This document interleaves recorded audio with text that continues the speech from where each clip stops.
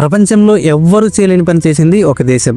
ప్రపంచంలో ఒక్క దేశమే అమెరికాను అటాక్ చేసింది, కానీ అమెరికా ఆ దేశంని ఏమీ చేయలేకపోయింది.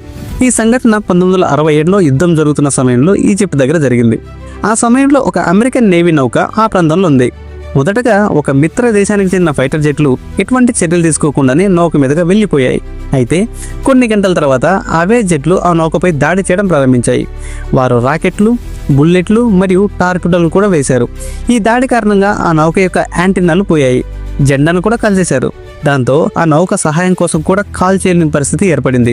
ఈ దాడి ఫలితంగా 34 మంది అమెరికన్లు చనిపోయారు మరియు 171 మంది గాయపడ్డారు.